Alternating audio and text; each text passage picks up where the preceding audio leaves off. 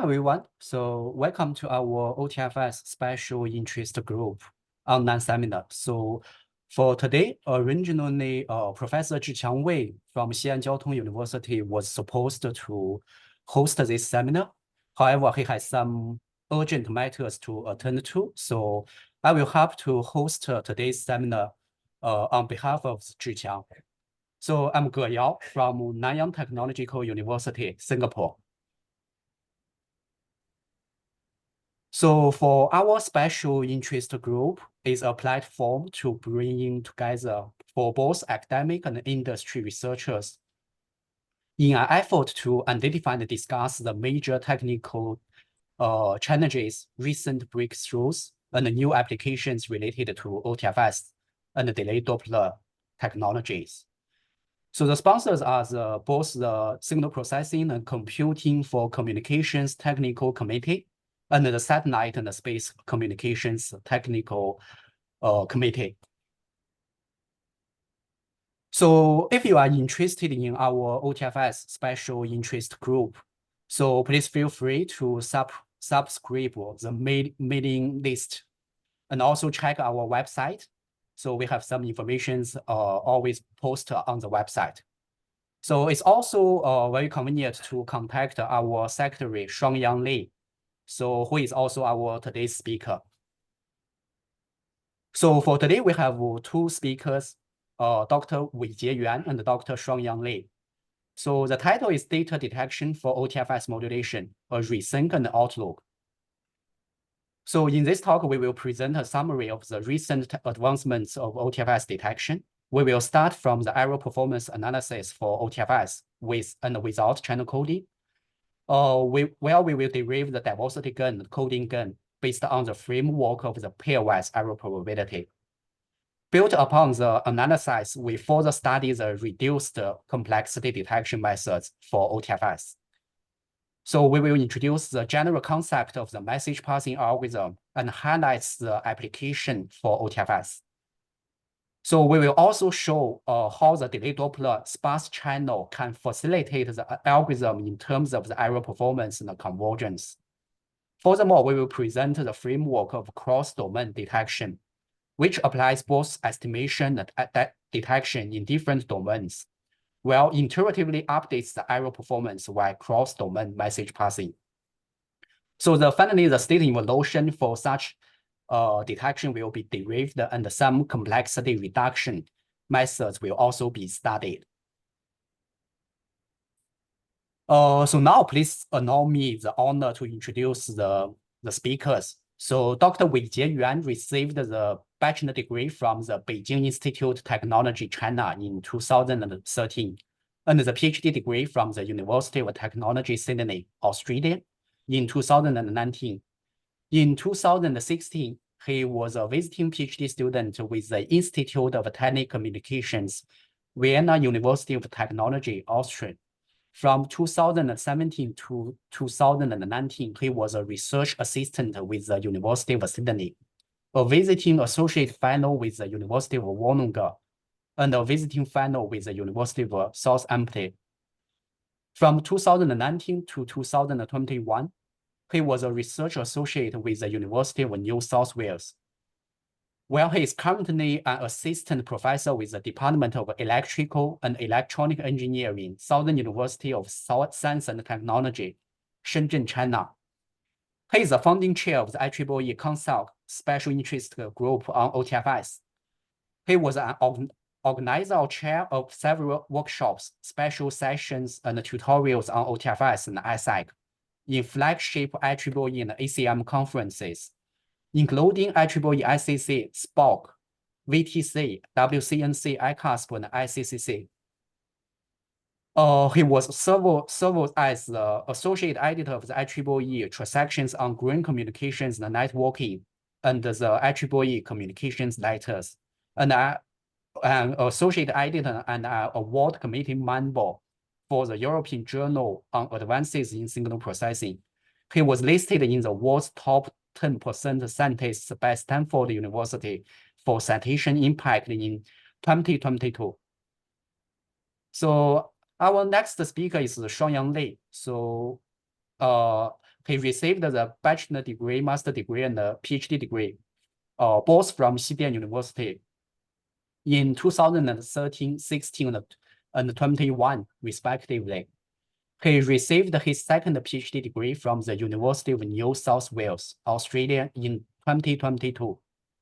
He is a recipient of the Marie School Career Actions Fellowship 2022 and is currently a research assistant at the Technical University of Berlin.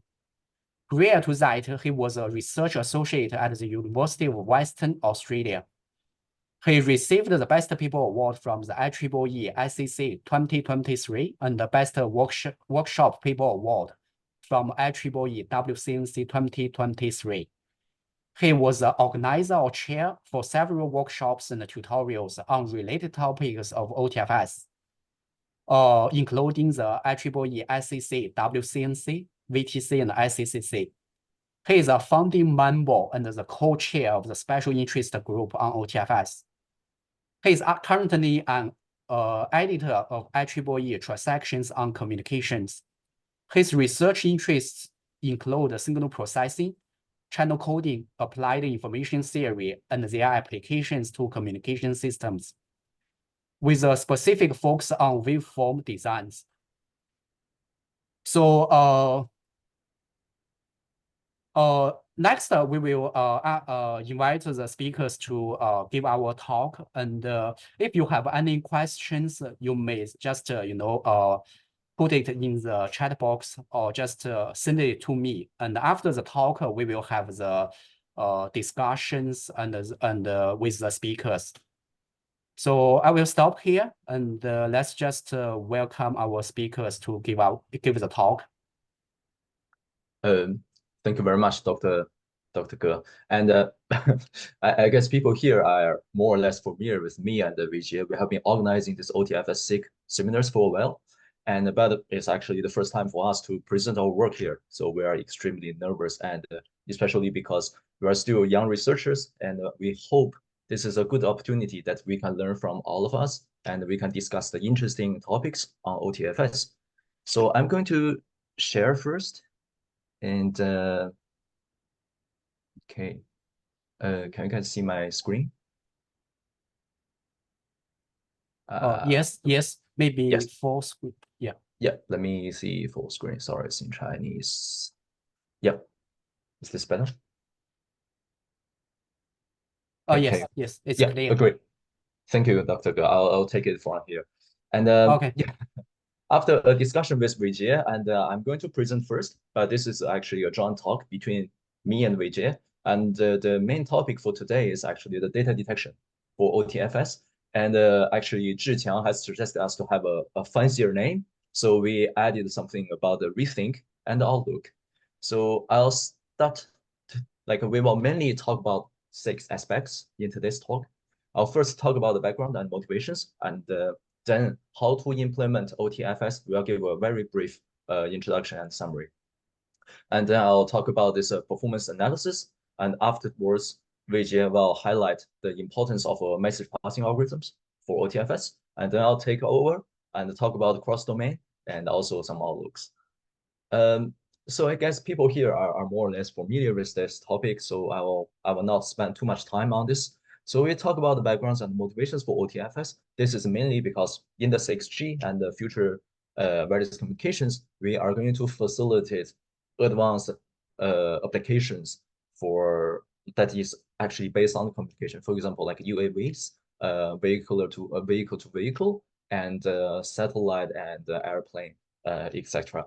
There are several new features that are important. For example, these are required that we have reliable communications in the presence of high mobility. And also, we need to facilitate some sort of sensing capabilities.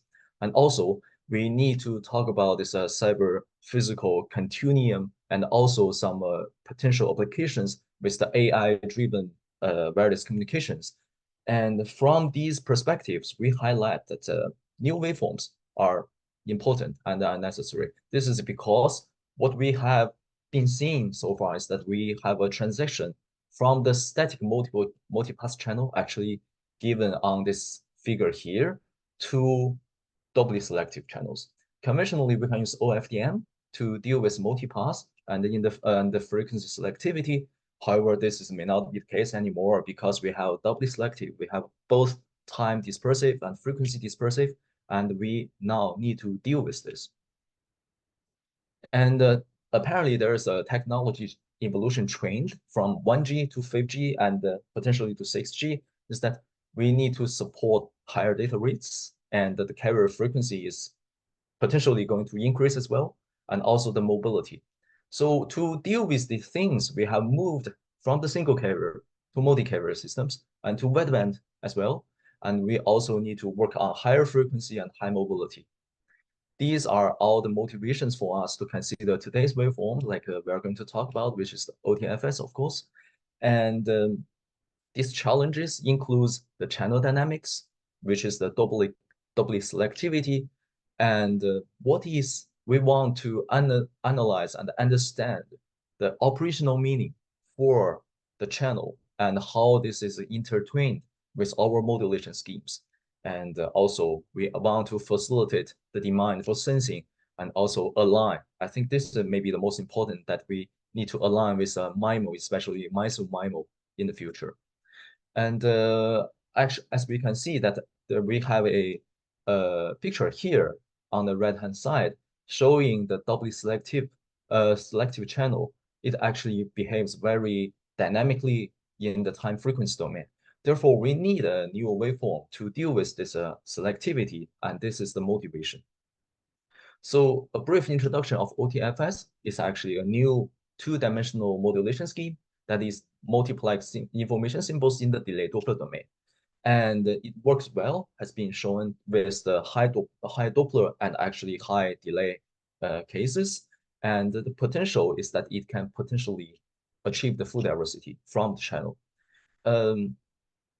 But there are still some technical issues. For example, how to do channel estimation and equalization, and what is the how to adapt to MIMO, and how to facilitate the sensing and the PAPR, a lot of practical issues as well.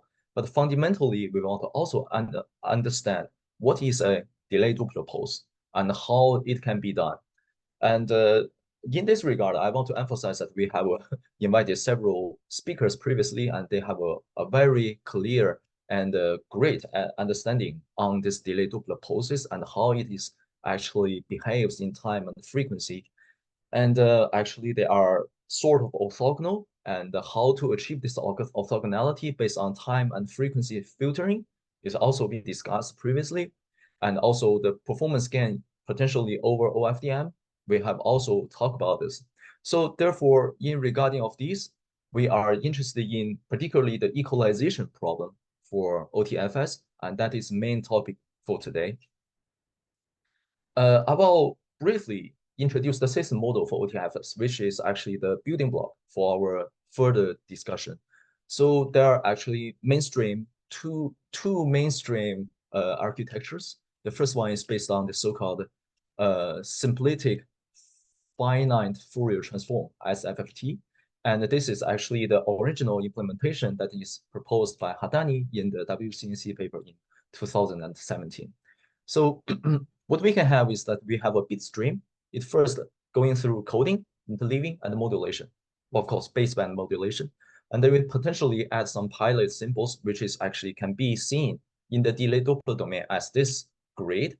We have a pilot symbol in the middle, and we have some guard space, and to make sure there's no overlap at the receiver side between the pilots and the data symbols. And then we modulate this delay Doppler domain symbols into the time frequency through this SFFT, or if you can think of this as a orthogonal pre-coding in the time frequency domain, and then we modulate it use, for example, OFDM.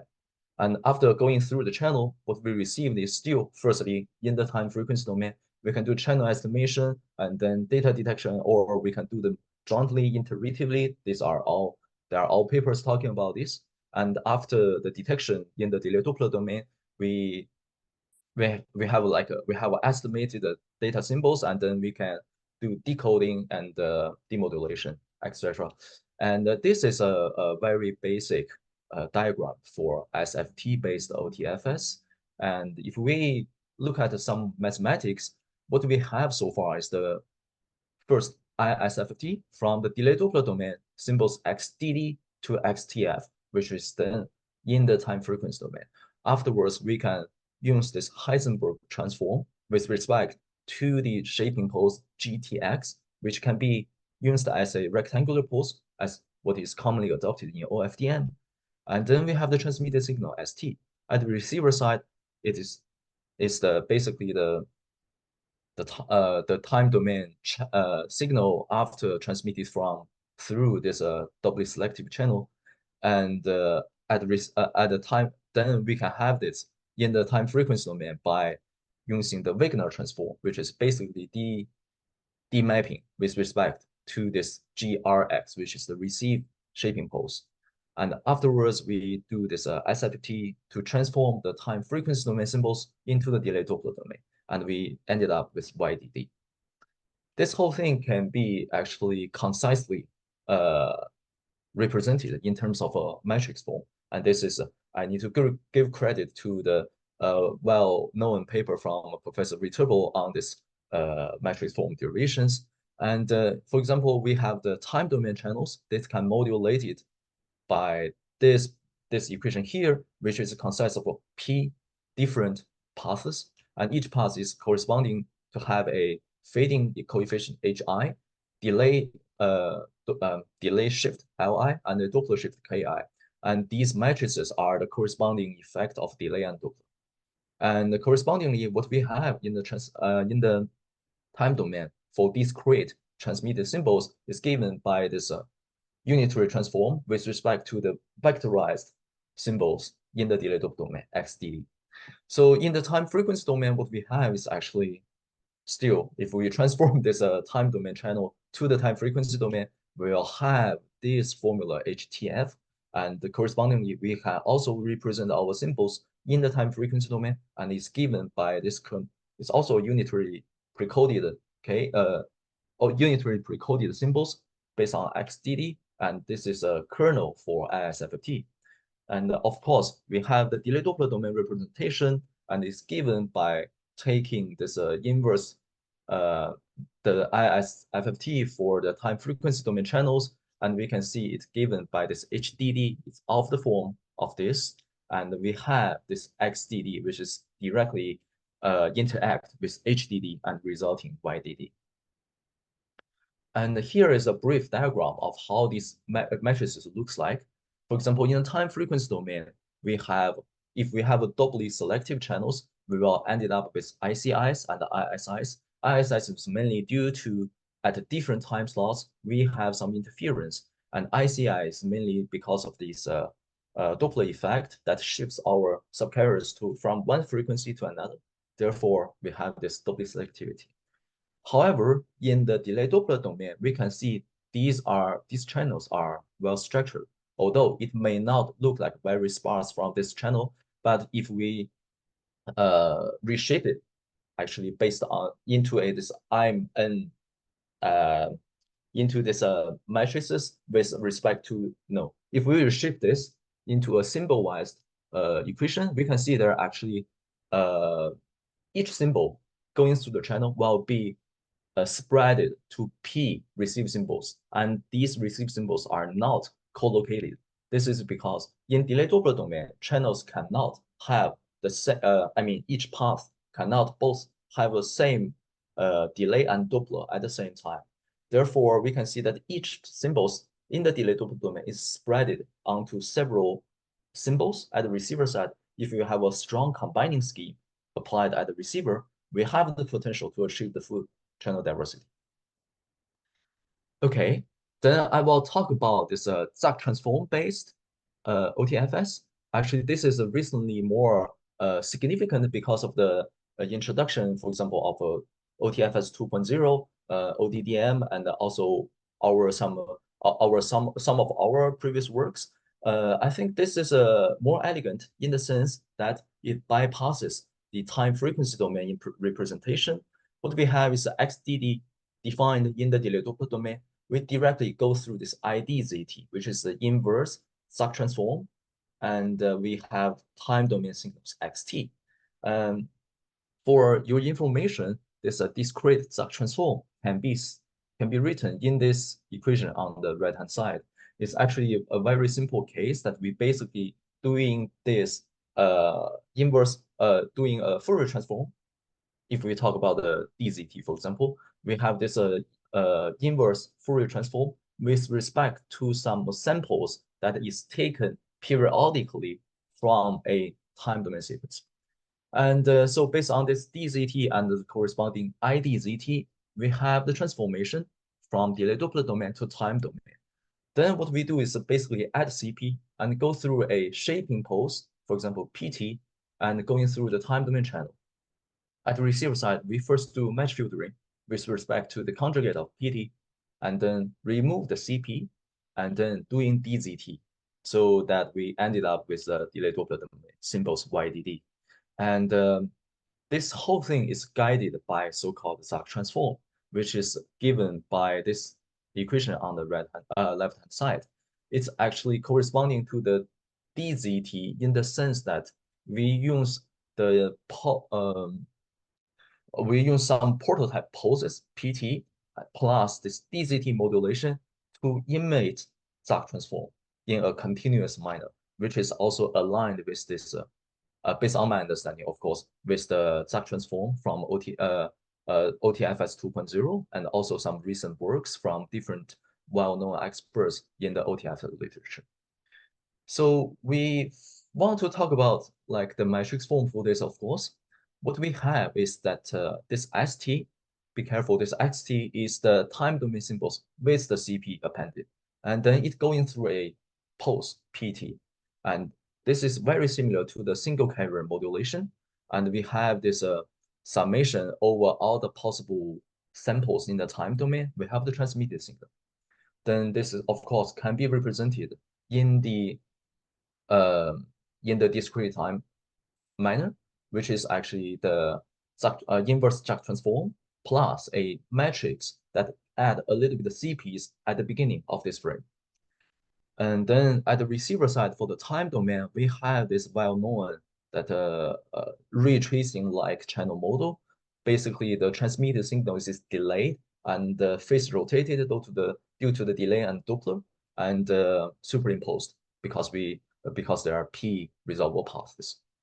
And the channel as observations in the time domain is basically the match filtering with respect to PT. And this is called also be transformed in the delay Doppler domain by using the discrete Zag transform. So what we have is RT, first remove the CP by RCP. This is a matrix as well. And then we do the discrete Zag transform to transform this into the delay Doppler domain YDD. So a little bit more math here. So the time domain channel matrix is given, the effective channel matrix is given by this matrix, which is consists of P summations, of course, with respect to the fading coefficients and the corresponding effect of a delay and Doppler, but they are pulse-shaped. And you can see that this matrix consists of a lot of small g with respect to 0, 0, and P, with respect to the transmit and receive indices and the number of passes P. And this can be calculated based on the ambiguity function corresponding to the PT.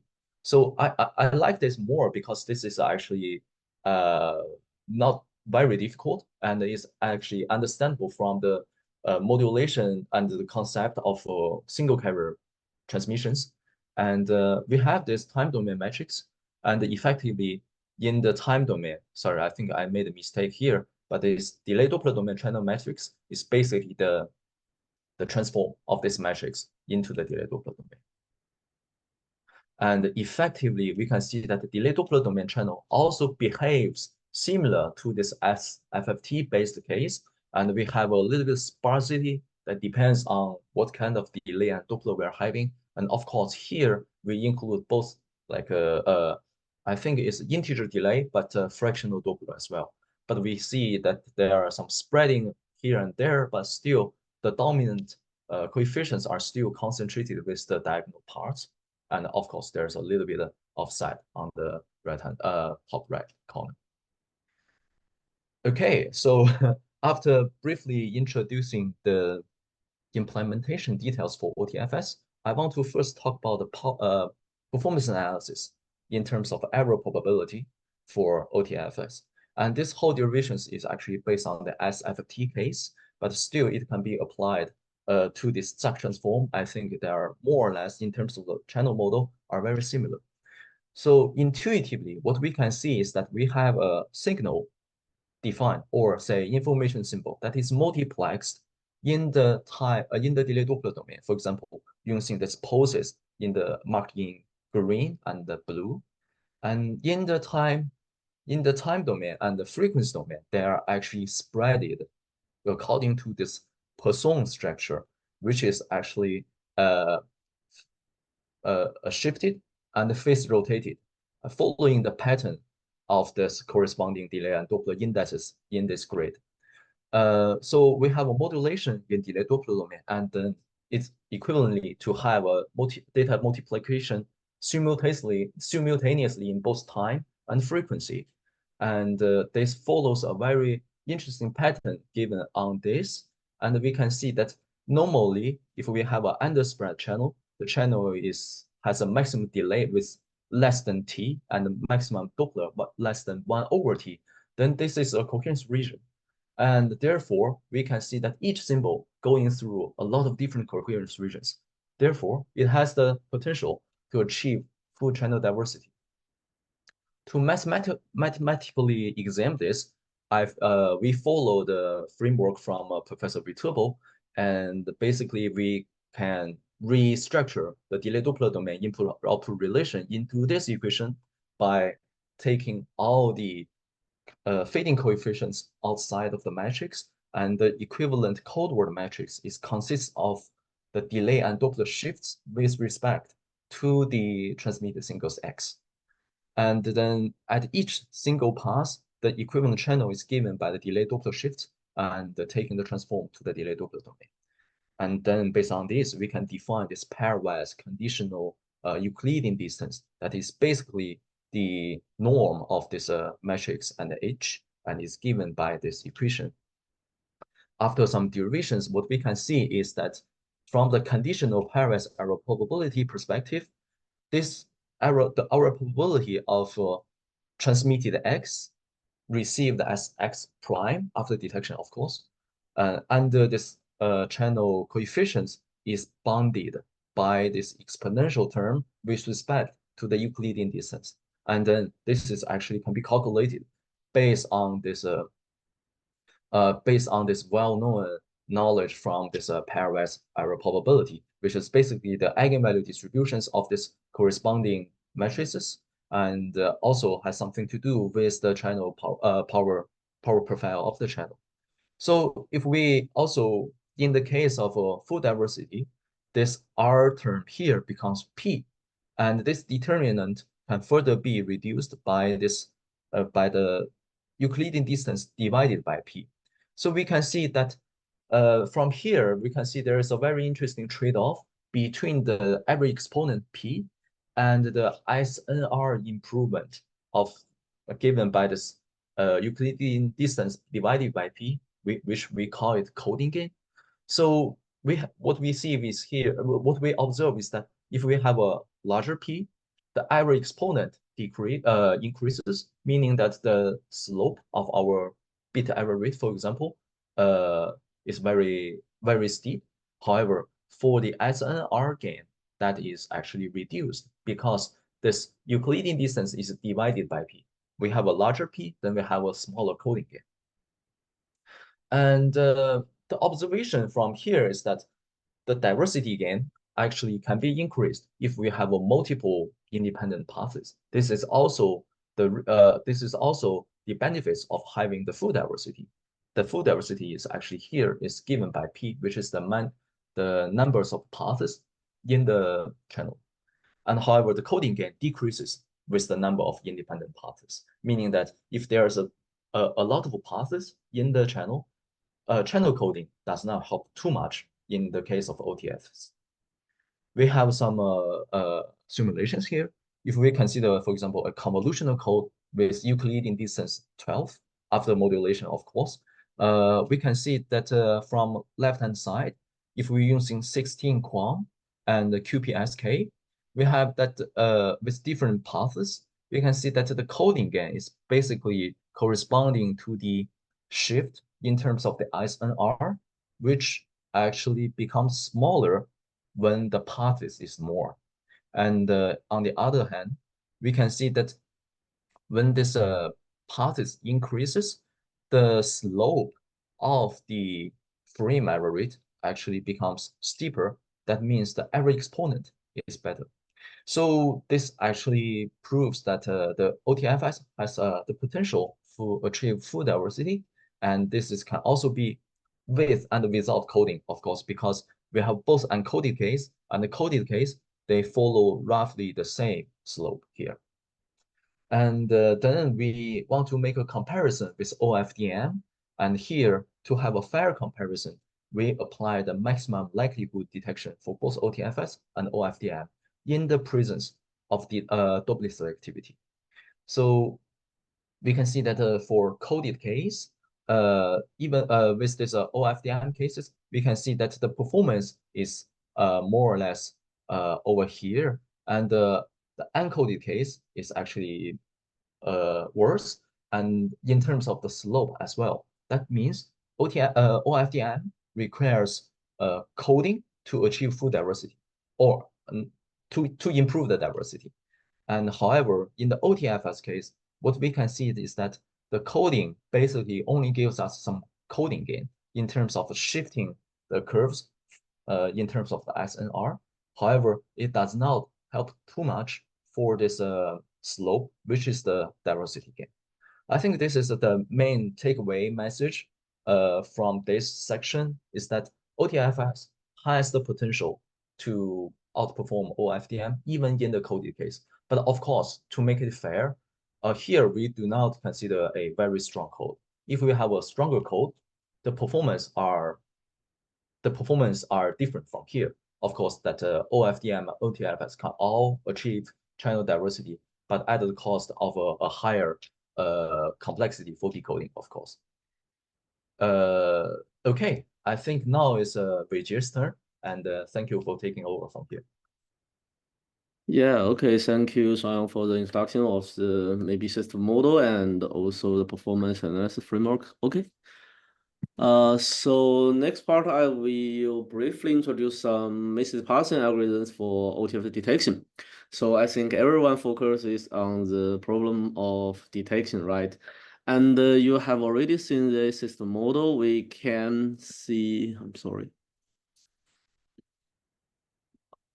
So for OTFS detection, we mainly look at the delay Doppler domain input-output relationship, so which is written in this matrix form: YDD equals HDD times XDD plus WDD. So what we want to do is to recover the transmitted symbols XDD from the received signal YDD, and this is also referred to as equalization, right? So based on okay, so based on this input-output relationship, we can maybe adopt the zero forcing equalization or the minimum mean square error estimation. So both of these two equalizers will involve the inversion of a matrix, a very high dimensional matrix of dimension m times m, right? So what we want to do is to exploit the sparsity of the delay Doppler domain channel. That is to see when an open space propagation environment with only few moving scatterings, the delay Doppler domain channel will enjoy the sparsity. Therefore, we consider to exploit this kind of sparsity to develop the low complexity detection algorithms for OTFS signaling. So let's start from the optimal maximum posterior detection, which is a symbol-wise detection algorithm. So what we want to do is to maximize the marginal posterior distribution, the PXKL, given the all received signal Y. And if we want to have this kind of marginal distribution, we should perform the marginalization of this joint distribution, and this is actually computationally prohibitive, especially for some large and complex systems. Therefore, we will adopt the message passing algorithms, which will break down the computation. So this is a global computation. We want to perform the marginalization of the joint distribution and to derive the marginal distribution. And if we can adopt the message passing and the factor graph algorithms, we can break down this kind of global computation into the smaller localized operations. So that is the main motivation of using message passing algorithms for OTFS detection. Before we adopt the message passing algorithms, we first should to represent the joint distribution by a factor graph. And this is based on the factorization of the joint distribution. So we consider both the factorization of the likelihood function and the prior distribution. So if we consider all transmitted symbols are independent, we can write, so fully factorize the prior distribution. So its symbol, the joint prior distribution is the product of all individual symbols. And for this factorization of likelihood function, I think it's not very difficult, and maybe all of us know how to do it. This is because that we consider the noise samples are independent and Gaussian distribution. Therefore, we can factorize this kind of joint likelihood function to the product of several local likelihood function. And so based on our previous factorization of the joint distribution, we can illustrate the factor graph, right? So for this factor graph, we can see there are several factor nodes, which is represented by some square, and also some variable nodes, which are represented by the circle. And for each factor node, it will describe maybe a likelihood function or a prior distribution. So for example, the F1 is connected to several variable nodes, x1 to xn, which means that this F1 is a likelihood function conditioned on the symbols x1 to xn, and we denote the symbols x1 to xn as vector x1, and so we can write the likelihood function Pyj giving xj as a factor node fj. And also for the g1, gn prime, and the capital letter n, this is the prior distribution pxn of which denotes the prior information we know about the nth transmitted symbol. So if we have the factor graph, we can then to implement the message passing algorithms. So question is that what are messages on factor graph? The messages on factor graph are actually the distributions of the variables. So we can regard the messages as some distributions which will contain the information of the variables of interest. So the message passing algorithms, there have been several classic works in maybe since I'm sure, I think in the 20th century, there have several works on this topic. And so the very classic algorithm is the belief propagation. I think many people know the name. It is also known as the sum product algorithm. So for this kind of message passing algorithms, there are two messages. The first one is a message from the factor node to variable node, which is to say f1 to x1 to xn, or fj to the xn prime. This is a message from the square to the circle, from factor node to the variable node. So for this kind of message, we have some predefined. This can be derived based on some probabilistic factorization algorithms. So there are another kind of message, which is the message from variable node to factor node. So for these two kinds of message, we can see for the message from factor node to variable node, it is performed by performing the summation over all variables except xn in xj, which means that if we want to know the message from F1 to X1, then we should perform the summation of all other variables in the vector X1 except the scalar X1. So that is the sum step. And if we take a look at the message from the variable node to factor node, we can see it is the product of several incoming messages, which means that if we want to determine maybe so for X1 to G1, then we should know all incoming messages except the message from G1 to X1. So the message from X1 to G1 is the product of all incoming messages from other factor nodes except G1. So we can see this is the sum step and this is product step, and the algorithm is named as the sum product algorithm. So after we calculate all messages, so for MFJ to Xn, so if we have known all messages from all neighboring factor nodes, we can calculate the belief. And the belief is actually the approximate marginal of the variable Xn. So if the factor graph is loop-free, then the belief is actually the same, the exact marginal. And if it has several loops, so it is approximate marginal. And this is the definition of the message passing algorithms, the classic belief propagation.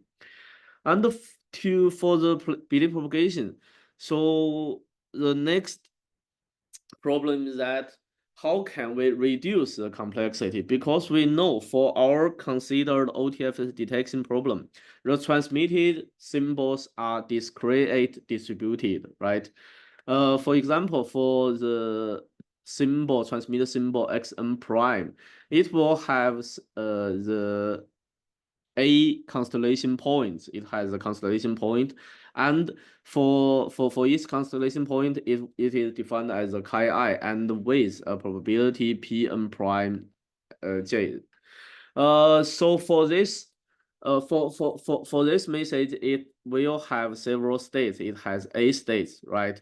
And if we substitute this message mxn prime to fj to this equation to the message from factor node to variable node, we can see if we want to calculate the message from fj to xn, we should perform the summation over A states for LH minus 1 times. So the complexity is around the A power of LH minus 1. And if the channel have several passes, the complexity will be very high. So which means that the classic sum product algorithm has a very high complexity because the summation has to be performed over all symbols. So the natural question is that how to reduce the complexity. And now we see the complexity is dominated by the states of a message, right? If we have A state of a message, then the complexity is the A power of LH minus 1. So if we can maybe let's guess if we can reduce the state to 1, the complexity is very low, right? But we can't do that. But we can also see how to reduce the complexity. Maybe a possible solution is to adopt the Gaussian form message, which means that we approximate the original discrete message by a Gaussian distribution. So if we consider a Gaussian distribution, this is the original sum product algorithm, the sum step from factor node to variable node. So if we consider Gaussian messages for all these message mx n prime to fj, we approximate by Gaussian distribution mg, then we can see the summation operation is converted to the integration over the variables. And for the summation operation, we should perform, so for each symbol, we should perform A times, right? But for the integration, if we consider the likelihood function is also Gaussian distribution, we can write the closed form of the message mfj to xn.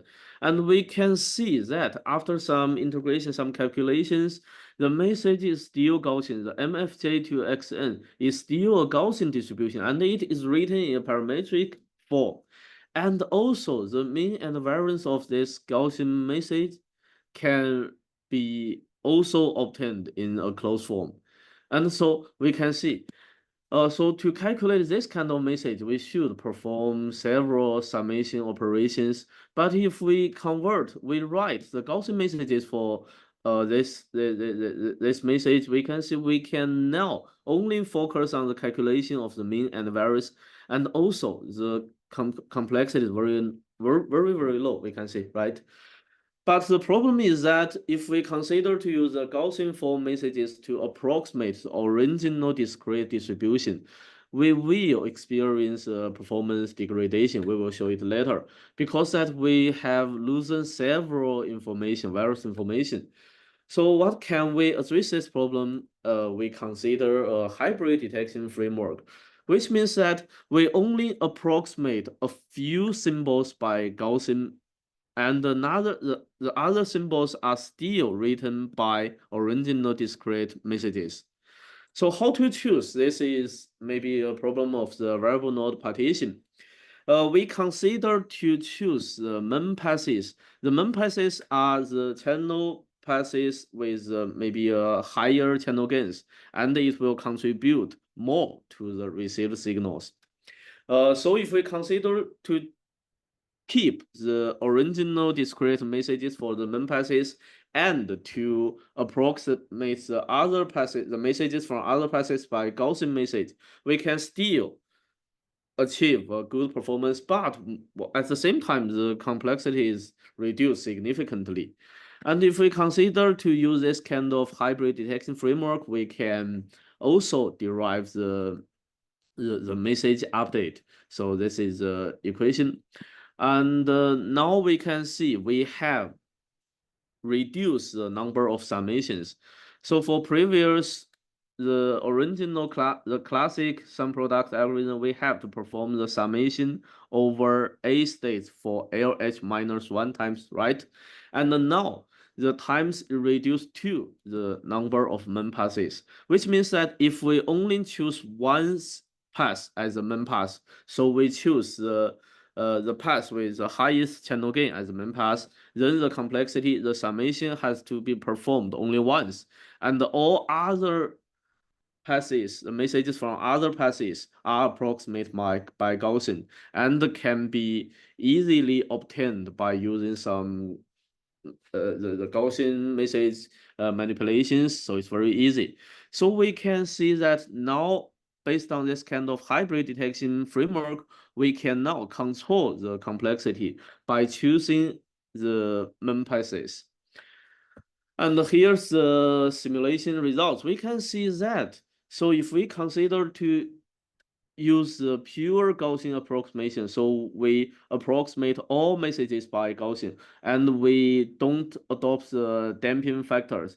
If we consider this kind of pure Gaussian approximation, the performance is very bad, right? At the 20 decibels, the performance is also very high. It's about 0.01.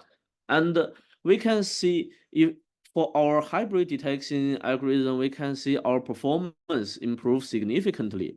And we can see with the increase of the number of MEM passes from L equals 1 to L equals 2, we can see the performance can still improve.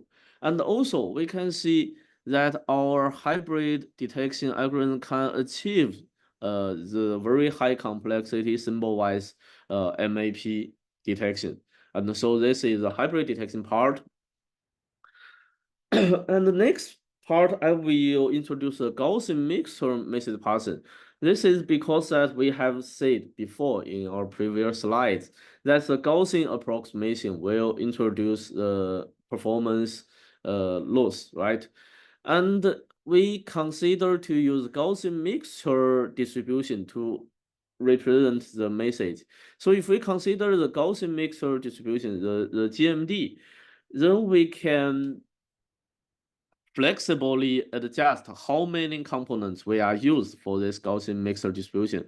For example, if we consider a 8 PSK constellation, we can use a 4-component Gaussian mixture distribution. So we using one Gaussian distribution for chi1 and chi8, and another one to chi2 and chi3.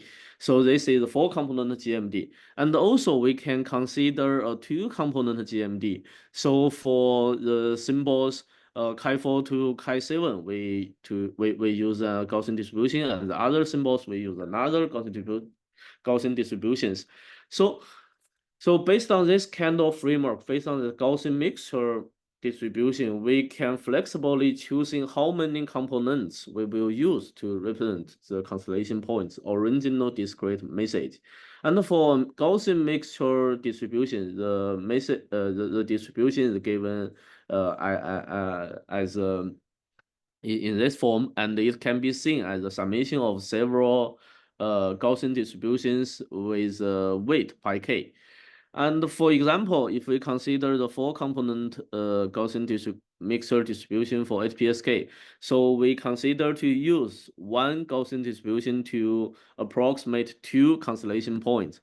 So this is how we derive the parameters of the first Gaussian distribution component, the M1, V1, and pi 1. So based on this kind of Gaussian mixture message passing, we again substitute the GMD approximated message into the equation, the message from factor node to variable node. And after some calculations, we can now write this message. So this message, what's the difference? We can see there are still several summation operators, right? But the problem is that now the summation is performed over k Gaussian components instead of the original A constellation points. Therefore, how to reduce the complexity? We can use a Gaussian mixture distribution with a smaller number of components, right? And we can see the states is reduced from A to K, and the complexity is reduced. And there are 2 special cases for this kind of Gaussian mixture distribution message passing. The first one is if k equals 1. So we arrive at the pure Gaussian approximation. It has a very low complexity, but the performance is very bad, as we see in our previous figure. And if k equals a, and now the Gaussian mixture message passing coincides with the original sum product algorithm. Therefore, we can see for this kind of new framework of Gaussian mixture distribution, we can strike a trade-off between the complexity and the error performance. So by choosing a k, right, from 1 to a, the complexity has increased, but the error performance has also increased. So there are 2 special cases for this kind of Gaussian mixture message passing. And here are the simulation results for our GMD-based detection for OTFS system. So in this figure, we have compared the performance of different Gaussian components from k equals 1 to k equals 16. And k equals 1, as we have said, this is the pure Gaussian approximation, right? All these methods are without damping. And for k equals 2 to 16, the performance has increased. And here the k equals 16, which is the original sum product algorithm, has the best error performance. Also, so in our current work, we only consider the symmetric Gaussian mixture distribution, which means that we consider to use the same number of use a Gaussian component to contain the same number of constellation points. But if maybe for a coded system that the constellation points are with different probabilities, perhaps we can adopt a asymmetric Gaussian mixture distribution. So for example, if we have already known that the constellation point chi2 has a very high probability, maybe 0.9. So we can use a single Gaussian component to describe this constellation point. And if we know these 6 transmitter symbols are with very low probability, therefore we can use a single Gaussian distribution to contain all these 6 constellation points. And this will help us to further reduce the complexity and maybe to improve the performance. But actually for this kind of Gaussian mixture message passing algorithm, there are several open issues. A fundamental question is that, does increasing the number of Gaussian components in a GMD approximation will enhance the detection performance? We still don't know the answer, even though intuitively this question is right. Because that, so the first question is how to characterize the approximation accuracy and its relationship with the detection performance. So we consider to use the KL divergence to describe the approximation accuracy. And we still cannot prove that the increasing of the number of Gaussian components will reduce the KL divergence. We only proved that the upper bound of KLD will decrease with the increase of the number of Gaussian components in a GMD. Also, if this question is yes, and the second one is that if we can always find a specific GMD configuration that has a better approximation than any GMDs with fewer components, this is a very interesting question. So if we cannot answer, so maybe this is a universal bound, and this is we can find one solution that has a better accuracy. Another question is that how to determine the most appropriate component number of components K. So how to determine the K, and also given a specific K, how can we find the GMD configuration? So there are several open issues, and maybe we can discuss later. So I think next part will turn back to Shuangyang. Okay, thank you, Weijie, for the talk or the message passing. I'm going to share the slides again. It's here. Right. Okay, I'll take it from here and talking about some cross-domain iterative detection for OTFS particularly. This is actually based on one of our previous work 2 years ago, and we proposed this cross-domain scheme, particularly for the aiming to exploit the different channel structures in different domains and in the framework of OTFS. So what we can do here is that we start from the time domain, that we have the time domain observation R and the corresponding channels as well. We first do a time domain estimation of the time domain transmitted signals, which is Z in this system. So this time domain estimation is performed based on the, for example, LMMSE, and by taking the a priori information of the time domain sequences Z, which is given by the mean and the covariance matrix, because here, after the domain transformation from the delay Doppler domain to time, we can approximate the time domain symbols as a Gaussian distribution. And also because this delay Doppler domain, also because the transform from DD to time is dense, therefore there are a lot of adding up and the minus, therefore it's more like a Gaussian case. So we adopt this approximation of Gaussian in time domain, and we perform this LMMSE. And afterwards, the result from the MMSE is first calculated to obtain the extrinsic information, which is basically based on the a posterior distribution and a priori distribution. We calculate the extrinsic information. And this extrinsic information is then passed to the delay Doppler domain based on the transformation from time to DD. And we will end it up with the mean values and the corresponding variance for each delay Doppler symbol. Therefore, in the delay Doppler domain, we can assume there's no interference anymore, we just basically do a very simple symbol by symbol detection, because with respect to the constellations, because the constellations in delayed Doppler domain are defined previously, so this complexity in the delayed Doppler domain is not high. But because this demodulation scheme is a nonlinear mapping, therefore we have some potential gains to apply this framework.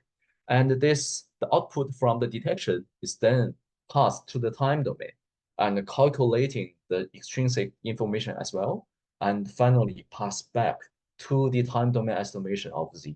So by doing this iteratively several times, we can have a better estimation and detection performance in the end. So there are several key components here that the whole idea is based on the unitary transformation from time to DD domains. If this is not unitary, this is not working very well. And then because this transformation is based on the DFT matrices, so it can be applied simply using the FFT kernels. And then what we have here is that we exploiting the channels from two domains simultaneously. Therefore, we can potentially apply the channel sparsity that is appeared either in delayed Doppler or in time domain. So this is basically the framework of this thing, and we do have some theoretical analysis for this scheme. And basically, what we can do is derive the state evolution. So we define the error state in time and the DD based on the variance of the detection outputs. So we have this YZAT describing the a priori variance of time domain symbols for the current iteration, and correspondingly we have this a priori variance for the DD symbols. And then we have the effective SNR, which is the inverse of this variance if we consider energy normalized transmission.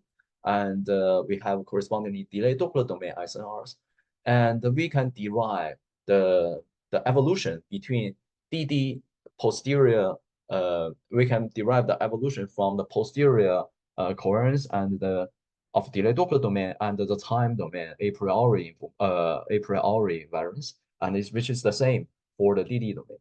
So by doing this iteratively, we can obtain the state evolution, and we can see from left-hand side the state evolution for different modulation schemes.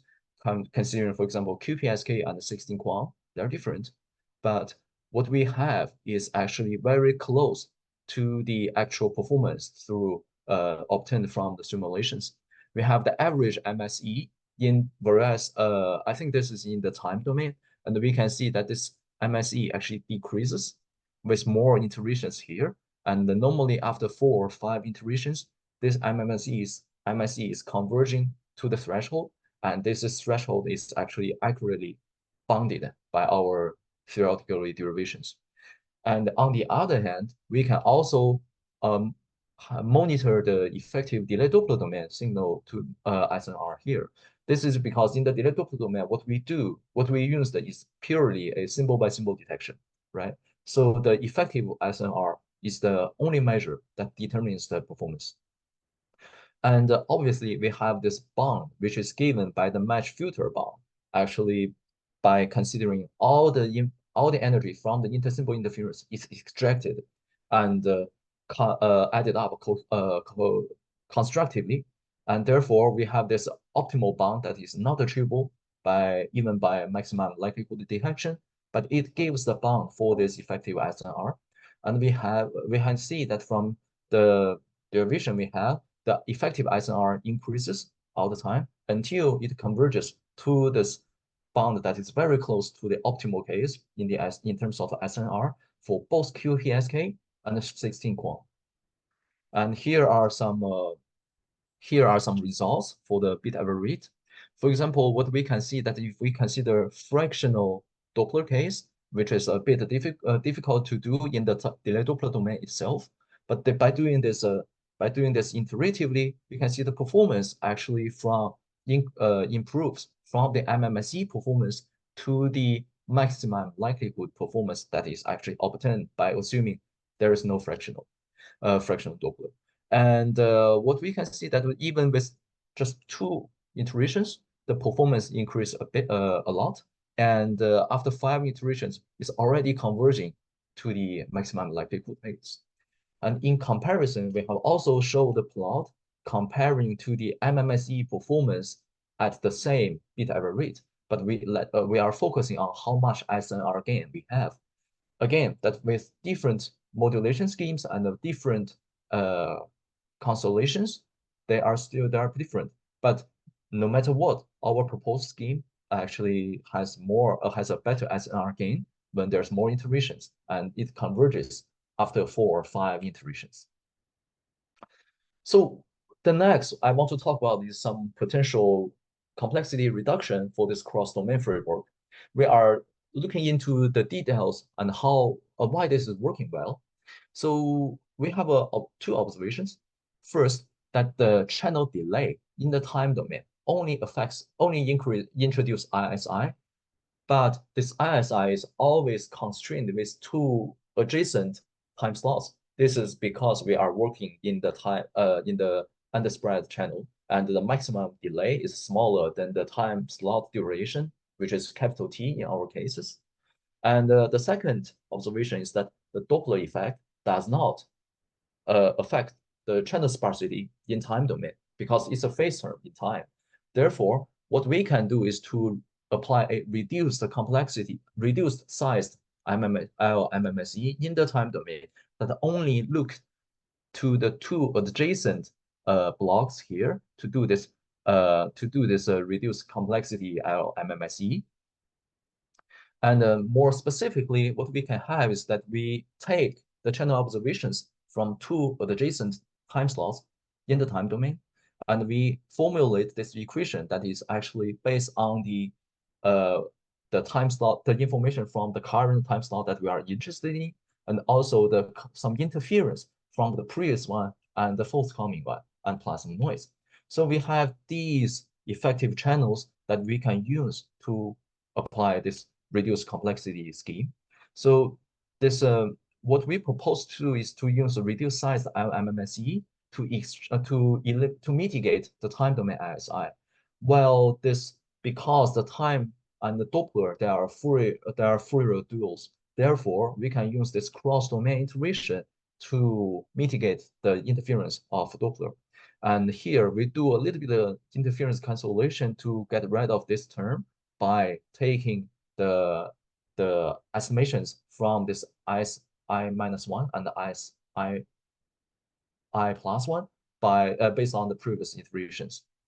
Again, we can derive the state evolution for this case, and we can see that using this treating interference as noise bound and also the Gini edit bound, we can have 2 bounds to bound our state evolution in terms of the MSE. We can see these 2 bounds converges after several iterations, and which is also aligns well with our derived state evolution. And this whole state evolution is also consistent with the actual performance in terms of MSE from the simulations. And we have the bit error rate performance here that using the proposed scheme comparing to the original cross-domain algorithm, we can see that at the first iteration, the performance is not that good because we introduce a small size the MMSE. Therefore, we have some interference that is not taken care of. And however, after several iterations, it converges to the full cross-domain scheme, but with a much lesser complexity. And of course, both of them aligns with the maximum likelihood. There's another potential reduction for this cross-domain scheme that is actually based on the frequency domain equalization. So originally, previously what I have talked about is actually the cross-domain between delay Doppler domain and the time domain. Similarly, we can also apply this to frequency domain as well. And this is actually particularly of interest for the channel with less Doppler or very negligible Doppler. For example, static channel as normally considered in OFDM case, because in the frequency domain, the channel is a diagonal. Therefore, the complexity there is very low. And just doing this low complexity stuff is already quite optimal. So what we have here is that we have delay Doppler domain symbols. We can transform the symbols from delay Doppler to time domain, and then transform it then to the frequency domain using another kernel based on FFT. And this size is different. And then we can have a full-size MMSE, but because if the Doppler is very small, this does not give you too much complexity. It's essentially a single type equalization. And then again, we can transform the output to the time, and then to DD, and then apply delay Doppler domain symbol detection. Here, I want to distinguish two types of cross-domain detections. Because, for example, in this picture, what we consider is just purely the output from the MMSE, and which is fed back to the frequency to the time domain and delay Doppler domain. However, we did not calculate the extrinsic information. So if we're talking about the mathematical details here, what we have is just a pure MMSE matrix here, and we have this estimated z hat of the time domain symbols, and also CE hat, which is the covariance matrix of the error after this estimation. And we pass this a posterior information to the delay Doppler domain by using these transforms.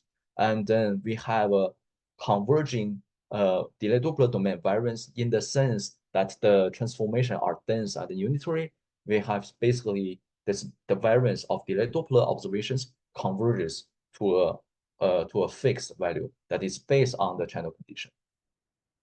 And similarly, we have this demodulation scheme in the delay Doppler domain, but basically doing symbol-wise demodulation. We calculate the soft information, of course, and the estimates in terms of the mean and the variance, and then we transform back these mean and the variance into the time domain, into the frequency domain, and then finally calculating the frequency domain variance, which is also converges to a single value when the system is very large. In comparison to this first type of cross-domain, we consider another type, which is calculating the extrinsic information in the frequency domain. And this calculation is purely based on the comparison between the a priori information and a posterior information that is before and after this MMSE.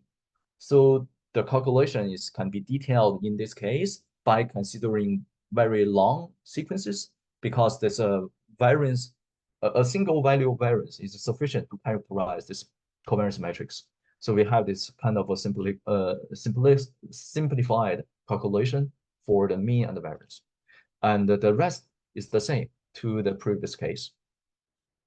I'm not going to bother you all with a lot of mathematical details, but we can derive the lower bound for delay Doppler domain state error state. And again, this is defined as the variance for this delay Doppler domain symbols before the detection. And what we can see that for the type 1, which did not calculate the extrinsic information, the variance is depending on the input of the frequency domain in the current iteration. So this is actually gives you a loopy structure, because the output, the lower bound of the delay Doppler domain error is dependent on the input of the frequency domain error. Therefore, if we start from a frequency domain, we can think of that if the first iteration is not that good, this error will always propagate through this state evolution, and as seen, that always contribute to the final errors in the delay Doppler domain. However, if we consider the type 2, what we can show is that the delay Doppler domain does not, the error state does not dependent on the accuracy in the frequency domain, and which is actually good, because this suggests that even though we may have some errors at the first estimation in frequency domain, this error can be corrected by by doing more iterations, because the accuracy of a frequency domain does not, when this algorithm converges, does not directly contribute to the error state in the delay Doppler. And the more details can be seen from this our recent paper that is submitted to JSEC. And this state evolution can be drawn here actually with this famous curve. And we can see that after several iterations, the whole scheme in terms of the MSE is minimized to 0 and to a certain point. At this point, that means that the scheme even converges, still not very good. We may have some error, but here, if everything works well, that means that we are fully correct after derivations. And we can see this lower bound for type 1 and type 2 is also marked here. I want to emphasize that the type 1 CDID, the cross-domain case, that can have a 0 approaching variance. This is because in the sense that we have a negligible Doppler, and the frequency domain estimation is already quite optimal. And if it's fully optimal, it gives a very strong input to the delay Doppler domain, and then we ended up as fully correct. However, in the for type 2 case, what we have is the so-called match filter bound. That is, as I have mentioned previously, basically adding up all the interference energy as a great contribution to the accuracy of the estimation of the estimation symbols. And therefore, we have this bound here. This is actually not 0 approaching. We have some simulation results that we have seen that with a small Doppler, the type 1, that is passing a posterior case information, is already quite good in the approaching to the sum product algorithm using the standard factor graph algorithm, factor graph message passing, as Weijie has mentioned. And however, the type 2 does not perform very well. That is basically because when there's a smaller Doppler in frequency domain, the extrinsic information, if we purely calculate in the frequency domain, is not that significant. It basically only extracts the information from this non-diagonal parts in the frequency domain matrix. Therefore, it's not very good. However, when there is a large Doppler, meaning that the frequency domain estimation is not optimal, we can see that the type 1 does not perform very well, and it always, and doing more iterations does not help you, because this frequency domain equalization always give you some very strong influence on the optimal ultimate output in the delay Doppler domain. However, the type 2 case converging very well, converging to the match filter bound very well, actually, because that the frequency domain error does not directly contribute to the ultimate error of the DD domain symbols. Okay, I think we have pretty much finished all the technical stuff, unless this one last part, and which I put it in the outlook because Zhiqiang asked us to spice things up by providing some outlooks. Here, what I can think of is that this cross-domain scheme is not just suitable for OTFS, it's actually a general scheme that is suitable for pretty much all unit-rich modulated signals. And what we can have is that the unitary transformation defines this virtual domain, and the symbol multiplication defines the natural domain. And what we can do is this iterative processing between these two domains with one estimation and one detection. And we can, these terms are actually quite flexible. We can use MMSE, zero forcing, and whatever. And at the natural domain, we can do symbol by symbol detection or sum product algorithm, depending on your interests. And yeah, I'm not going to bother you with the details, but you can have a more detail. If you are interested, you can have a more look of this paper actually going to publish in ISIT. But the performance is actually, if we're using a Gaussian approximated message passing, as Weijie has mentioned, with some damping factors, and we can see that the performance actually improves with this random selection ratio, which I did not talk in detail. And based on this, but this is basically a parameter. This is basically a parameter to select how many observations we should have to include in this virtual domain. We do not need necessarily to do a full MMSE. Instead, we can only select a portion of the observations in the MMSE domain, and relying on this dense transformation from the two domains, we can use this. And we can see that with more portion of taken care of, the performance always increases, and it converges to, and sometimes this actually is better than this cross-domain iterative detection. That is because we are using message passing in the delay Doppler domain instead of purely symbol by symbol detection, and it also converges to the match filter bound. That's basically the takeaway message for this cross-domain iterative detection. And there are some more future topics that are very interesting to us. For example, we can design this cross-domain iterative detection for unitary modulations, and how to understand this with the approximate message passing. This is particularly of interest is because our original idea was based on this one of the early works from orthogonal approximate message passing, and we are actually very glad that one of the authors for OAMP, one of the well-known OAMP guys, is going to give us a talk in I think it's in September on their recent development in this regard for waveform detection. And there are also potentially what we can do is the channel shortening detection in delay Doppler domain. The concept for channel shortening is that we apply an additional filter to shape the channel better in the delay Doppler domain, such that it will facilitate your detection, but did not degrade the performance very much. This can be derived. Actually, there is a very good paper from Rethink, and they are talking about this information theoretical approach to design the channel shortening filters, which is also something very interesting to us. And another potential direction is the reduced complexity detection based on coded OTFS. Because when we have codes, we can do a lot of things much better. We can do iterative, we can do reduced complexity, depending on what you need. But a better code design is, of course, very important for this case. And we can also discuss the trade-off between complexity and error performance for OTFS when we're talking about reduced complexity detection of schemes. And as well, finally, there are some recent works on using deep learning approaches for detection. And I have noticed recently, actually, from Professor Liu from America, they have using some reservoir computing, which is a deep learning based scheme to do detection, which is actually really good. And I really like them. So there are still a lot of things we can do for OTFS detection. At the end, we want to thank our collaborators.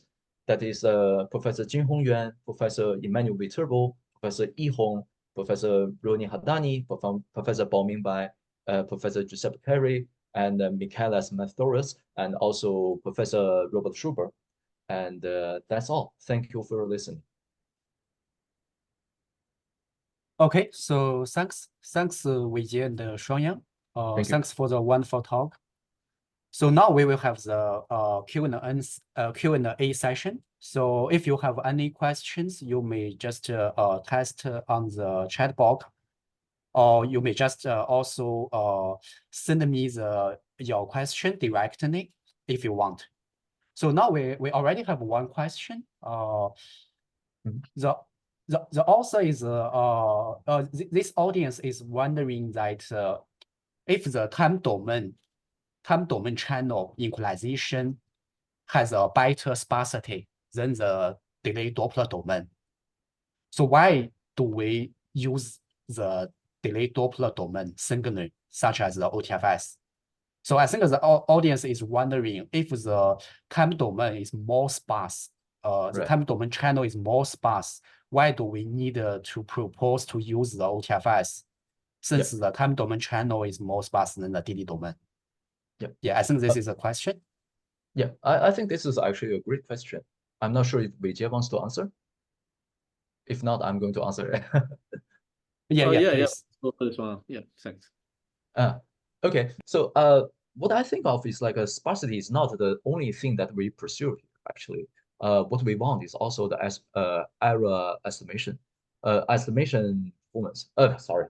Error performance. We want good low bit error rate. In time domain, of course, we can using, for example, single carriers to transmit with a sparse time domain symbols. However, sometimes what we want is so-called diversity. So to obtain the diversity, what we can do is that we first spread our channel or spread our information in hold time and frequency at the transmitter side. And at the receiver side, we need to have a strong combining scheme. So if you consider time domain without any spreading, maybe the detection is very simple. For example, if there's not so many, for example, fractional delay, the detection is simple. However, it does not necessarily give you the full diversity. So therefore, I still think using OTFS is good in this sense that gives you some better performance in terms of the error performance. Yes. I hope this is clear. Yeah, I agree. Yes, I think that in the time domain is even it's more sparse than the DD domain channel. But it's not easy to distinct both the delay and the Doppler. Right. If we further considering the channel estimation. Yes, yes, and Yeah. that's actually also a good point because in the time domain, same paths with same delay will overlap. Therefore, the superposition of these paths can give you constructive and destructive superpositions. These are not good in terms of the diversity analysis. Yes. So okay, thanks for the answer. So another question is regarding about the fractional Doppler. Right. So in the detection, this audience is wondering how we considering the fractional Doppler. Because he thinks that we always consider a fractional Doppler type as multiple virtual integer types. Right. So the RV transmitted signal in different delay is affected differently by these virtual types because of the unknown shift phase. So this unknown phase shift is a function of exactly value of fractional Doppler. So we cannot consider this as a phase shift. So I'm not sure if I think I get it. I think I get it. Okay. If I understand correctly, we can always treat this fractional Doppler or fraction delay as some virtual types. But I think the most important thing is that they are not fully unknown. They are actually following the corresponding waveforms in poses in that domain. That means these virtual types coefficients are correlated. So it is important to have this correlation and taking them into account to do detection. And also there are several ways to mitigate this effect. For example, we have a better filter, for example, in the delay Doppler domain. Therefore, the fractional delay Doppler will not affect too much. For example, if you consider the Zag transform based OTFS, and or another approach may be the channel shortening, as I have mentioned, that you have additional filter applied in the desired domain that is better shape your pose, better shape your channel, so the fractional will not affect much. And I think these are approaches. I hope this is clear as well. Yeah, I think so. Thank you. So another question is for the channel coding. So this audience is asking that in addition to such as the traditional LDPC code, is there any new research directions for the OTFS? I like this question. Like my first PhD was like focusing on coding. Actually, this is and this is also why I was working on this performance analysis for coded OTFS. There are some new directions, I would say, but they are not studied very well currently in the literature. What I can think of at the moment is that there are ways. For example, if we do turbo equalization, meaning that we have a demodulation first and then go to a decoder and then we do iterative, the things is different. That the convergence is more important than the actual performance. For example, if we use for example 5G LDPC in this turbo equalization case, it's not good. What we need to have is something that you give a smooth transaction from the decoding threshold, which is actually not working very well, to a relatively okay bit error rate. So these the decoder and the detector, they can help each other. And this, of course, requires advanced scheme for LDPC. Alternatively, I previously had a paper that we can concatenate an inner code directly with OTFS or any intersymbol interference channel to shape the extrinsic information after decoding, and then concatenate with another stronger code doing iterative. I think these are all approaches to address this issue. However, there are not so many papers so far. Yeah, I think so. Actually, do you know for OTFS or the delayed Doppler technologies, is there any specific research direction of the channel coding? Um, what do you mean by specific? I think you mean like for delayed Doppler purely? Yes. For delayed Doppler modulation, is there any specific channel coding research direction? Or That's the channel coding research direction is still based on the traditional information theory or something like that. right. It's I not think that's related to delayed Doppler domain. I think that's a good question, requires further investigation in the sense that conventional code design for ISI channels, there are some Yeah. well-known results actually. If you apply them and to OTFS case, they may work well, relatively well. But however, if you have a better scheme that can extract the delayed Doppler channel, particularly align with the detection you choose, I think that will give you even better performance. However, I think this is a very interesting direction I'm interested in, but not so many paper, and I don't have time to work on that. Yeah. It's I just also agree. It seems that in OTFS or delayed Doppler signal processing area community, there is no so much channel coding peoples. That's true. Yeah. So another question is for OFDM. OFDM can be replaced by the OTFS. This audience is wondering that which one has a high, I think it's the implementation complexity. Right. Yeah. Well, because I work on OTFS, but I still have a very high respect to OFDM.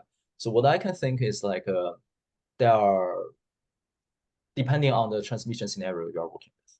And in general, OTFS is more suitable for this when you are talking about doubly selective or you are caring about stationarity region instead of a coherence region. And in this case, I think OTFS is always good, and you would like to use additional complexity to have a better performance. However, when, for example, static channel, OFDM is already good enough. Another example may be in the case of a massive MIMO. When there's a strong beamforming already kills all the multipass component, OFDM or even single carrier, they are good enough. I don't think OTFS may contribute too much in this case. Personal opinion. Okay. Yes. Okay. Thank you. Yeah, I just wondering because in your talk you mentioned the ZAC OTFS. Right. So maybe I add one more question. Does the ZAC OTFS has the similar complexity compared to the traditional OTFS? Good question. I don't know, to be honest. Like I think ZAC transform only requires one transform from FFT. delay to, yeah, it's basically the complexity of FFT. Yeah. However, if you consider potential receiver structure that you can always do some detection in time frequency, it's hard to say. But if we only look at the diagram for modulation and demodulation, I think ZAC transform is definitely more simple than the ISFFT based case. Yes. Yeah. Okay. Yeah. So another question is asking that does the high order modulation degrade the performance of message passing? Because it seems that there is no so much people investigate the high order constellations in OTFS. I think that's the question for Weijie. Weijie is the expert for massive passing. Yes. I think that maybe a higher constellation set will degrade the performance of massive passing algorithm. That's true, because conventional massive passing algorithms developed by Professor Emmanuel and Professor Yi Hong, so they consider to use the Gaussian approximation. So if you are consider maybe a higher constellation value, so the Gaussian approximation will degrade significantly. We can't avoid this. So because that you count, so to represent several discrete points by a single maybe Gaussian distribution. So maybe in this case we can consider to use the hybrid detection, also maybe the Gaussian mixer distribution. Yeah, thank you. Yes, I agree. Yeah. Yeah, I agree as well. Okay. So one more audience just comment that because the DD delayed Doppler channel is sparse, so the LDPC is expected to give the promising result. I agree. I mean, like LDPC has an interleaver already there, and if there's a Yes. sparse already, there are not too much interference, so LDPC works well. Yeah, but if we have a fractional delayed Doppler, I'm not sure. Yes. Fractional Doppler is really challenging. Yes. Another question is in so many OTFS receivers, which is always using the frequency domain based equalization. So this audience is wondering why not using equalization directly in the DD domain? Do they give the similar performance? Do you want to answer it, Weijie? Well, because I'm not sure. So I have read so many papers. So to use frequency domain for equalization for TFS actually, because that we know that we are facing the high mobility, and in the frequency domain we cannot. It's very difficult for us to handle the ICI. So I'm not sure. So maybe you could provide some titles for these papers. Yeah, to use frequency domain for equalization. Yeah, it's a bit weird. Yeah, I agree. I don't think frequency domain is explicitly considered in OTFS, to be honest. I think that there's this difference between frequency and the time frequency here, right? If in the time frequency domain, we have seen some papers about it, but in purely frequency domain, not so many, I would say. Yes. I think most of the work is just doing the detection directly in the DD domain. I agree. Yes. Another one is for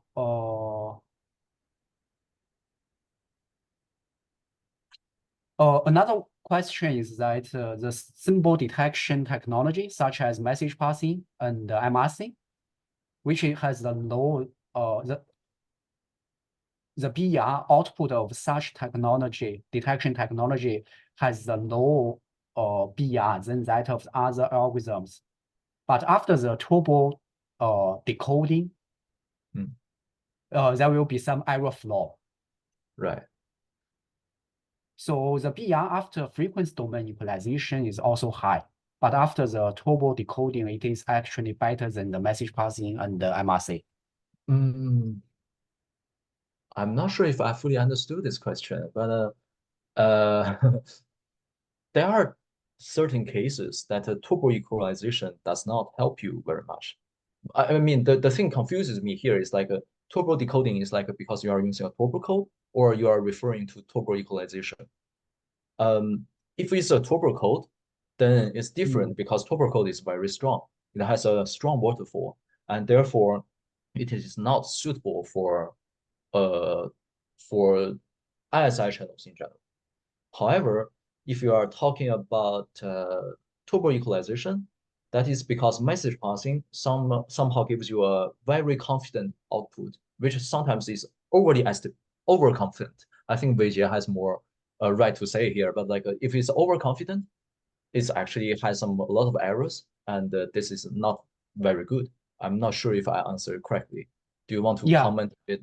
Weijie, do you want to say? I think this question is wondering something like if we don't have the channel coding, some detector is better than the other. But if we have the channel decoder, it seems that the result is worse. Something like that. That's error propagation, right? Yes. The BR performance, if we don't have the channel decoder, some detector is better. But if we have the channel decoder, this detector may be getting worse better performance. Yeah, I mean, like if you are certain that there's no error in your codes, I would say that sometimes because, for example, if you consider two type of channel codes, LDPC and a convolutional code, for example, Yes. the convolutional code give you a softer softer bit error rate curve. However, the LBC DPC give you a strong waterfall. But this software is always preferred for ISI channel because you do not need a very relatively high ISR to start perform well. However, if you are thinking about the LDPC code, this is not the case. Like you need a relatively a decoding threshold that is very high in terms of SNR to have a better performance. I guess that's my understanding. Yeah, yeah. I think it's also based on your study scenario. Totally. Yes, I Yeah. agree. Yes. Another question is it necessary to study the OTFS channel estimation, the symbol detection for the fractional delay scenario? Because we always considering the fractional Doppler. How about the fractional delay? Is this such investigation is important or not? I'm not sure if Weijie wants to say something here. So I'm also not sure about the question because for current researches we always assume that the bandwidth is sufficient, right? So Yeah, we assume that delay is integer. But I think that so for this 2D spread, so the spread pattern for the fractional Doppler and fractional delay should be similar. So I think most of works maybe developed for fractional Doppler can be adopted for fractional delay. Yeah, I agree. Yeah, I think so. I agree. Yeah, and also I want to emphasize that maybe communication is not very important. However, for radar sensing, fractional delay, fractional Doppler, they are all important. Oh yeah, yes. If we further considering the radar sensing or ISAC, integrated sensing and communication, the fractional delay will affect your estimated range. Yeah. Yes, range profiles. Yes. Okay. I think this audience is just put one paper which is focused on the frequency domain equalization, but I'm not sure if Weijie and Shuangyang noticed this paper before. Yeah, I have checked the paper. Channel estimation. Yeah. Channel estimation for MIMO space-time code OTFS on the doubly selective feeding channel. Yeah, I found it is actually the receiver is designed in the frequency domain. The authors consider the frequency domain equalization, but actually I'm not sure why they choose to do this, because if you consider the frequency domain, why not use OFDM? Yes, I think so. If currently we are not clear why is the motivation of doing this in the frequency domain equalization. So I think if this audience is still has some question or comments, they maybe just email you directly to discuss further. Yeah. I'm interested to know their motivation actually. Like I also very interested in the motivation why they are doing this in the frequency domain. Yes. Another question is for I think this is a new modulation proposed recently, delayed Doppler alignment modulation, which is converts the doubly selective feeding channel to the time invariant RSI free channel. Yeah. So how do you estimate the potential of the combination of the OTFS and this new modulation DDM in terms of such as improving the BR performance, reducing PAPR, or reducing the detection complexity, or out of the band immersion? I also wonder if Weijie and Shuangyang noticed this new modulation. Maybe if you are not, okay. Yeah, I know this. I can say something, but maybe it's not fully correct. So what I can think of this, based on my understanding, is they are using very strong directional beams to kill the multipath, such that you will have no multipath component, and you can compensate delay Doppler such that everything is aligned. This is called delay Doppler alignment. And I think if I remember correctly, this is a work from Professor Yun, actually from China. It's a great work, but I think it's a bit different from in terms of the motivation for OTFS. We do not rely on MIMO to extract this the multipaths. Instead, we require our complexity to have the full diversity. I think, if I may say, there are apples and oranges.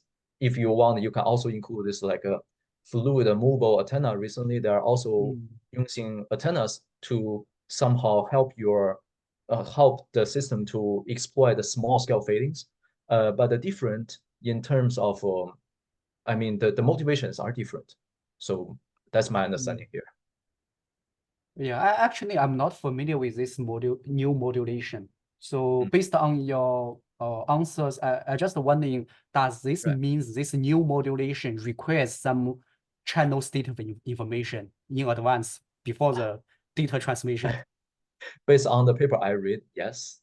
Or maybe I mean, of course, I'm not an expert in this, but I think they need that to do beamforming to distinguish parts.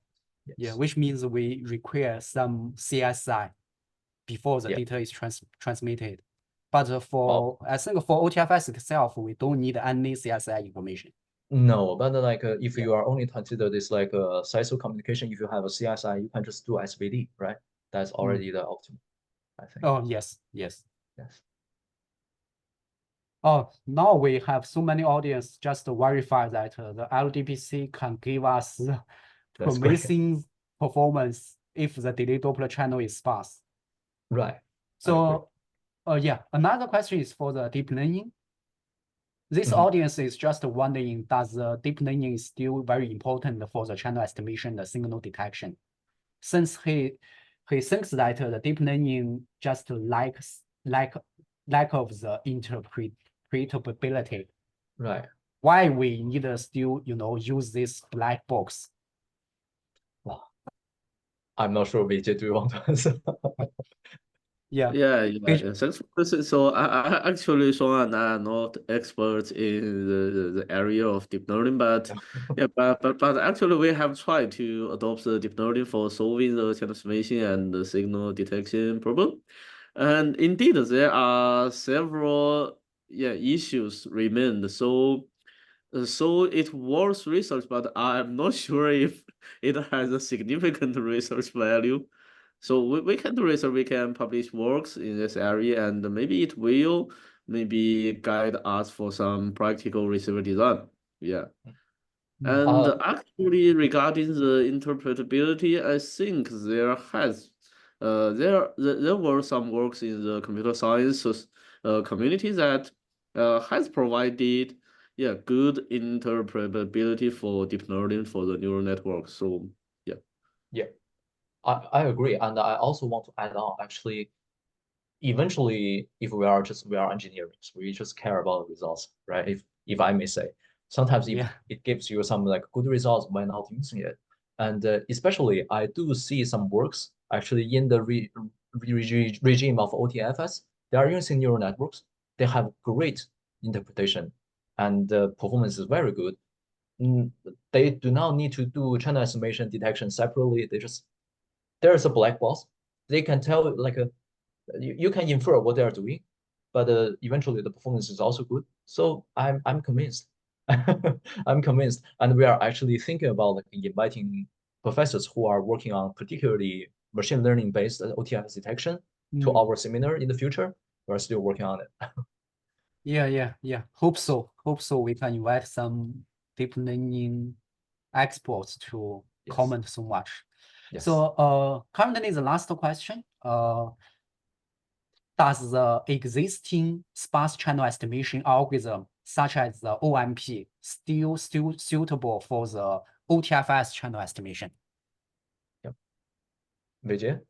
Okay. So indeed, so maybe the original OMP is not suitable for OTFS channel estimation because that, as far as I know, for OMP we have to know the number of passes, right? So we have to know the number of sparse components in the channel. So in this case, if you want to adopt OMP, it will maybe has a very high complexity to, but I think I have read some works on the sparse transformation based on OMP for OTFS. So some modified version of OMP.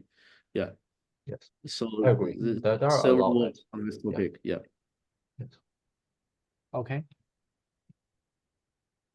Okay, so we just have one comment, which means the CSI requirement we just discussed for the DDAM.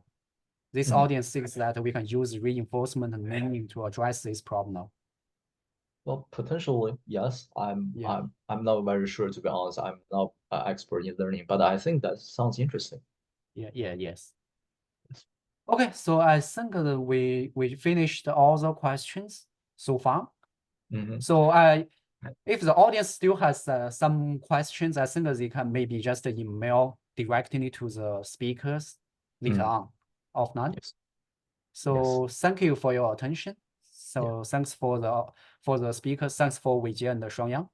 So And I think thanks, Yao, for your great host. Thank you very much. yeah, thank you. So maybe we can. Yes, I think maybe we can stop here, and maybe we can see you next time for our online seminars. Yes. See you guys. Yeah. Bye See bye. you.